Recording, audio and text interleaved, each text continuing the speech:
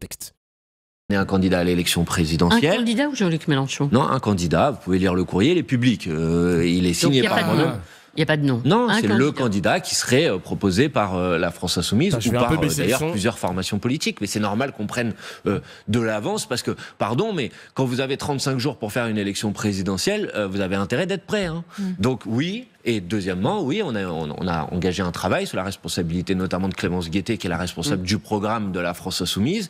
Il y a un programme. D'ailleurs, Clémence Guettet qui a actualisé le programme de la France Insoumise en y rajoutant pas mal de nouvelles propositions. Voilà. D'actualisation du programme L'Avenir en commun qu'on a porté et dont je dois rappeler quand même qu'il a fait 22% des voix autour de la candidature de Jean-Luc Mélenchon à l'élection présidentielle de 2022. Et ben on continue à travailler ce programme, on l'enrichit du travail qu'on a fait à l'Assemblée nationale. Des mesures, l'augmentation de 10% des APL, l'augmentation de 10% du point d'indice des fonctionnaires. 800 nouvelles propositions. Ah ouais. Mais est-ce que ces 800 nouvelles propositions qui ont à peu près effacé des précédentes propositions, ou est-ce que c'est 800 propositions qui ont été ajoutées avec le programme de l'avenir en commun? Tu vois ce que je veux dire ou pas? C'est 800 en plus ou pas? Compliqué ma question, compliqué. Hein. Des mesures pour lutter contre la précarité des mères isolées, elle le disait hier chez nos confrères du Parisien. Et puis un slogan, Arlette, qui nous a un peu interpellé, la nouvelle France. La nouvelle France. La nouvelle France. C'est presque un slogan de droite, ça, non? Pourquoi? Non, je sais pas, la nouvelle France. Slogan de droite. Nouvelle, voilà. Moi, je me suis dit, tiens, ça irait bien à plein de partis de droite aussi, ça, non? Je sais pas. Quoi, la nouvelle France? Mais vous savez, je vais répondre à votre question, mais d'abord, nous, vous savez, on a toujours fait le choix, y compris dans nos élections présidentielles, nous adresser à l'ensemble des Françaises et des Français, hein, quelle que soit leur étiquette politique, qui peuvent se retrouver dans notre projet. Et je pense que beaucoup de gens se disent, pour répondre à votre question, c'est quoi la nouvelle France? Beaucoup de gens reconnaissent de moins en moins notre pays. Ils ont l'impression que notre pays est abaissé sur la scène internationale, que la pauvreté a bondi de manière spectaculaire depuis qu'Emmanuel Macron est au pouvoir, que le pays se replie sur lui-même, plutôt que de s'attaquer aux grands défis qui sont devant nous. Je peux parler par exemple du défi de la transition écologique, qui est le grand défi du siècle. Et ben la nouvelle... Il n'y a pas un peu de Trump dans les paroles des Bompard? Il y a un petit peu de Trump, non? La nouvelle France, le fait que la France se rabougrit. J'ai l'impression qu'il y a des gens qui vont commencer à s'inspirer, les amis. Moi, je vous le dis. Bon, quand... Je le dis sur mon stream, hein, et même sur YouTube, peu importe, la rediffusion sera disponible. Mais quand je parle de faire du Trump, on retient l'idéologie, les mecs, d'accord? Moi, quand je parle de Trump, je parle dans la communication, dans cette nouvelle manière de faire de la politique. Voilà, parce que j'ai pas envie de prendre des sauces parce que vous allez croire que je veux qu'ils prennent aussi l'idéologie de Trump. On se calme. On se calme. La France, c'est la France forte de toutes ses énergies pour s'attaquer à ces défis. C'est évidemment une France qui regarde pas son caractère métissé comme un inconvénient ou un handicap, mais qui le regarde comme un atout, c'est-à-dire comme quelque chose qui doit nous permettre de nous attaquer aux grands défis qui sont devant nous. La créolisation, c'est une France les qui mecs. balaye la question du racisme, qui la rejette et qui est à la hauteur de la maxime, vous savez, qui est écrit sur les bâtiments de nos mairies, hein, liberté, égalité, fraternité. Voilà, c'est ça la nouvelle France. Une question rapide, parce que ont été organisées des législatives partielles il y a peu de temps en Isère. Vous avez perdu un siège à l'Assemblée nationale. Est-ce que vous y voyez D'ailleurs, on a perdu un siège, les gars. Désolé pour Loufoque, je crois. Le candidat, il a perdu son siège. Enfin, il a perdu l'élection. Et bonne nouvelle, entre guillemets, bonne nouvelle. Hein. Louis Boyard, les mecs, vous avez suivi pour Louis Boyard? Louis Boyard qui est arrivé en tête. C'est assez serré quand même sur la ville de Villeneuve-Saint-Georges. Il y aura les élections la semaine prochaine. Et bonne chance à lui, hein. Bonne chance à lui, bonne chance à monsieur Louis Boyard. Bonne chance. Je sais pas, TPMP, s'ils vont se foutre de sa gueule ou pas. On verra. On verra les mecs. Une alerte. Est-ce que vous entendez les appels de... Là, on peut appeler ça d'anciens partenaires. Je pense à François Ruffin. Ouais, Retailleau, c'est la honte son tweet. J'ai vu, les gars, le tweet de Retailleau. C'est la honte. C'est la honte. Et j'ai vu Valérie Pécresse, c'est pareil. Alors que le candidat, c'est le maire sortant, je crois qu'il s'est représenté. Et je vous rappelle quand même qu'il y a une tenue des élections anticipée parce que le maire a fait un salut nazi en plein conseil municipal. Vous vous rendez compte, les mecs? Vous vous rendez compte des soutiens de Retailleau? Retailleau, il donne son soutien à ce mec-là, à la diverse droite, au conseil municipal de Villeneuve-Saint-Georges. Et c'est pareil pour Valérie Pécresse. Vous vous rendez compte, les gars? Est-ce que vous vous rendez compte? Merci Saturnox pour le sub. Dans quelle France on vit, mec? C'est quoi ce bordel? C'est quoi ce bordel? Donc t'as un mec de droite qui a rendu Villeneuve-Saint-Georges archi pauvre. C'est l'une des villes les plus pauvres du département. La droite, diverses droites. Mais on va nous faire croire que Louis Boyard va encore empirer la situation. Louis Boyard, empirer la situation. Rendez-vous compte. Par contre, les gars, je vous dis un truc, hein. On a peut-être perdu le siège LFI à l'Assemblée nationale, mais c'est ça va être un vrai tournant pour les municipales, surtout pour la LFI, parce que je vous rappelle que l'année prochaine, on a les municipales, et honnêtement, des maires LFI, j'espère qu'il y en aura beaucoup, en tout cas surtout des maires communistes, des maires de gauche, j'en veux le plus possible, et ça va être un grand test pour la France insoumise, les mecs, hein. Parce que là, il y a les médias qui sont passés par là, on a des membres de l'exécutif comme Retailleau qui mettent des bâtons dans les roues sur Louis Boyard, sur l'élection législative, alors que lui, il est dans l'exécutif. C'est pas marrant, les mecs, pour la France insoumise. Hein. Ils partent jamais favoris à chaque fois, hein, à cause du quatrième pouvoir. Hein. C'est super chiant, ça. Hein. Qu'il dit, hein, les résultats doivent être regardés de près, non pour être mis au passif des fantassins sur le terrain, mais pour les généraux dans les bureaux. C'est peut-être vous qui êtes visé, mais en dehors, c'est la Bérésina, un vote repoussoir massif. Ne changeons rien, fonçons droit dans le mur. Écoutez, d'abord... Ah ouais, il s'est fait écraser, hein. J'avais pas les pourcentages, les mecs. Putain, 35%. Ah ouais, le barrage...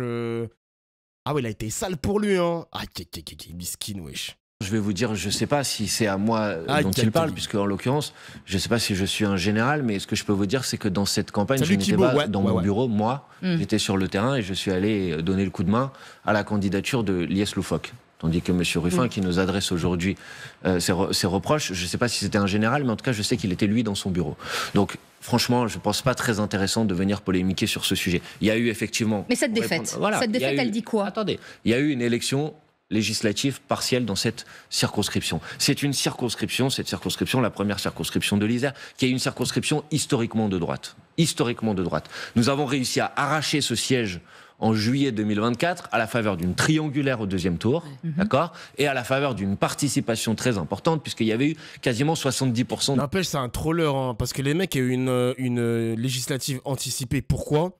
Parce que le candidat LFI, il a été disqualifié, entre guillemets, du groupe LFI, parce qu'il y a agression sexuelle, je crois. Putain, les gars, vous êtes vraiment des trollers, wesh. Historiquement de droite, on réussit à arracher la circo, et au final, on la perd parce qu'il y a un mec qui sait pas se tenir envers les femmes. Il sait pas se tenir envers les femmes. Est-ce que vous vous rendez compte des mecs comme ça, wesh, qui nous mettent des bâtons dans les roues? Soyez normaux. Les mecs, soyez normaux, bordel. C'est pas possible.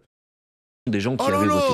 On est là dans une élection législative partielle. Vraiment? Dans cette élection législative partielle, la participation a été autour de 35%. Très peu de mobilisation. Divisé par deux, et il n'y avait pas de triangulaire. Donc évidemment qu'on est déçu d'avoir perdu, mais essayer de tirer des enseignements nationaux d'une défaite dans telle circonstance ne correspond pas à la réalité. Et j'ajoute deux paramètres qui sont quand même intéressants à savoir. Premièrement, c'est que le Rassemblement national, qui passe son temps à dire qu'il doit être dans la rupture avec le macronisme, a appelé à voter pour la candidate macroniste au deuxième tour pour battre un candidat de l'opposition. Et donc, il a préféré un macroniste qu'un candidat de l'opposition, le Rassemblement national, dans cette circonscription. Et deuxièmement, que M. Glucksmann, qui donne des leçons à la gauche en permanence, a refusé de soutenir le candidat Lies Loufoque, qui était pourtant le candidat soutenu par l'ensemble du Nouveau Front Populaire. S'il y a des responsables à cette situation, je pense qu'il faut plutôt regarder vers eux. Oui. Arlette Chabot, parlons à présent de l'immigration, justement. Bruno Retailleau partout, tout le temps, qui a remis dans l'air une idée, un référendum, une consultation. On l'écoute, il était en déplacement jeudi dernier. Oh mon Dieu, le référendum. S'il y a bien un sujet où il faudra un jour que les Français en délibèrent, c'est l'immigration.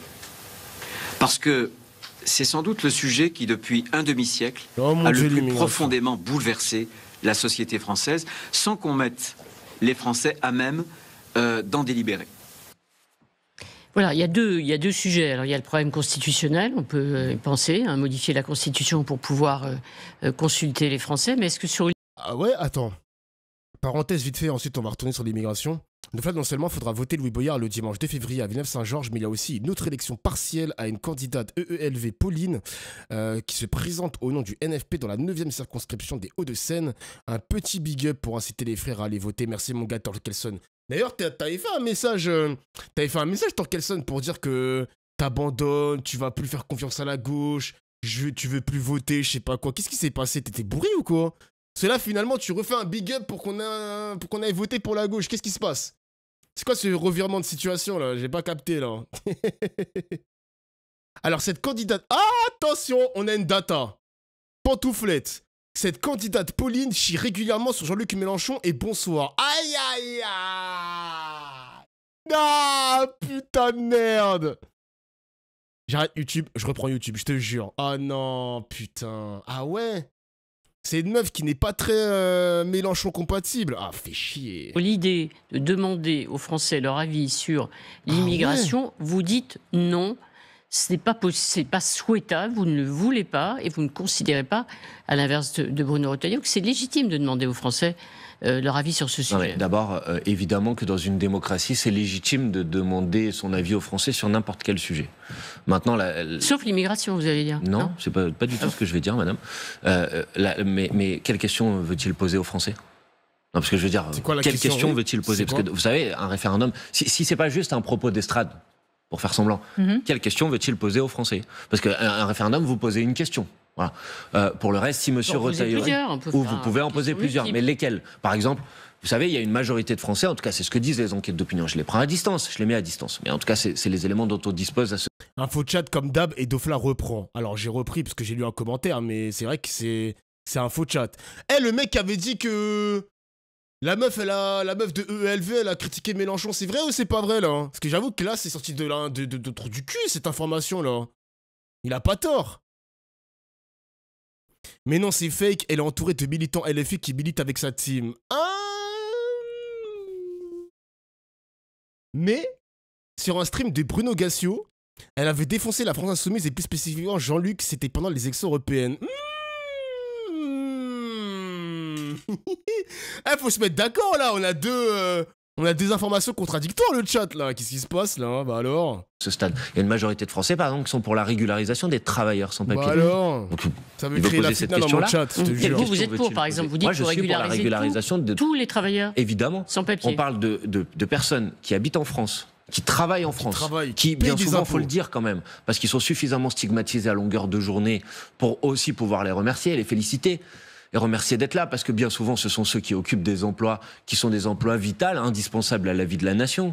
Et ce sont des gens qui sont là, qui parfois ont des contrats de travail, c'est-à-dire qui payent des cotisations sociales, qui contribuent à la solidarité nationale, et qui ne peuvent pas en bénéficier, qui sont obligés de se cacher, qui ne peuvent pas avoir accès à un logement, qui peuvent à tout moment se retrouver avec une menace d'expulsion, alors que par exemple, ils peuvent avoir des enfants à l'école.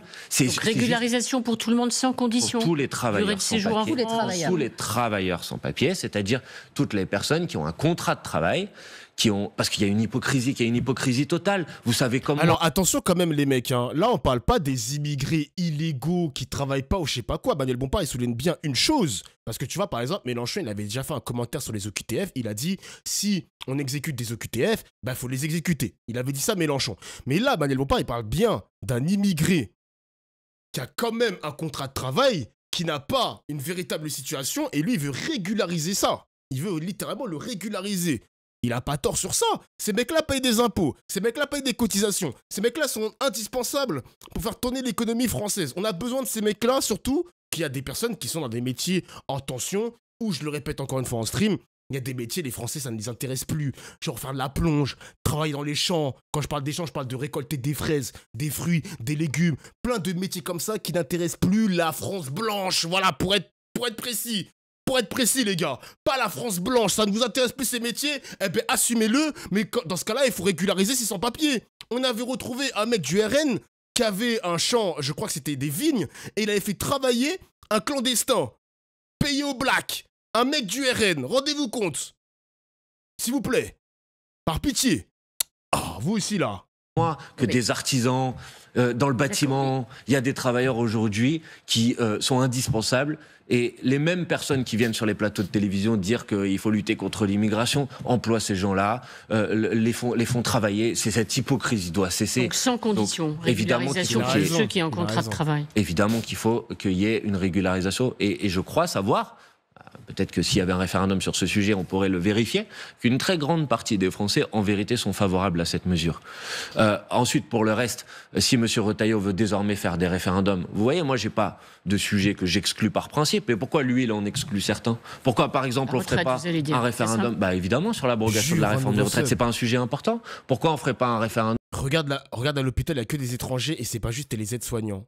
Les étrangers, tu veux dire quoi? Tu veux dire dans les métiers, genre, par exemple, pour nettoyer les lits d'hôpitaux, pour nettoyer les toilettes, tu veux dire ça? Oui, c'est vrai que j'ai travaillé en hôpital, il n'y avait que des étrangers. Enfin, étranger, le mot est... Oui, étranger. Et tu peux être étranger et régularisé, quoi. Oui, tu peux... Jure, un nouveau étranger. Tu as raison. Des non-blancs, en tout cas. Ils n'étaient pas blancs. Oui, tu as raison. Et même chez les médecins, par exemple, j'ai travaillé quand même à Rothschild. Et à Rothschild, qui est un des hôpitaux privés... qui est vraiment incroyable, la Fondation Rothschild en tout cas, même les médecins, l'ophtalmologie, il y avait des étrangers. Donc excusez-moi les gars, ils veulent pas comprendre, l'extrême droite ne veut pas comprendre qu'on est un pays qui va devenir comme le Brésil. Voilà, je le répète encore une fois en stream, on va être extrêmement créolisé, métissé, on va être l'un des pays les plus métissés au monde. Si vous ne voulez pas épouser cette idée, vous n'avez rien compris. Vous n'avez littéralement rien compris à l'histoire de la France. Vous voulez pas comprendre. Ah là là là là là là là là. Un homme sur, je sais pas moi, le passage à la 6ème République pour mettre un terme à la 5ème République. Donc c'est pas moi qui ai une focalisation sur un sujet exclusif quand on est attaché à la démocratie. On est attaché à la démocratie sur tous les sujets. On choisit pas les sujets qui nous intéressent. Emmanuel Bompard, sur la question de Mayotte plus précisément, les Mayotte. Propos du ministre de l'Outre-mer, Manuel Valls, récemment, qui parle d'un archipel nécrosé par l'immigration. Il sera sur place demain avec la ministre de l'Éducation nationale pour la rentrée scolaire. Est ressorti, il faut être très... Manuel clair Valls. Sur ce sujet, récemment, sur les réseaux sociaux, une archive de Jean-Luc Mélenchon qui date de 2018. Sur les réseaux sociaux, plus d'extrême droite ou de droite. Regardez cette archive concernant l'immigration à Mayotte, on en parle ensuite. C'est vous dire que c'est une situation ingérable. On est dans une situation qui est particulière. Et on peut dire que l'île ne peut plus accepter de flux migratoires. Tout simplement parce que physiquement, on n'a pas la place. C'est pas la même chose qu'en France métropolitaine, hexagonale, où là, il y a des millions de mètres carrés où il n'y a personne.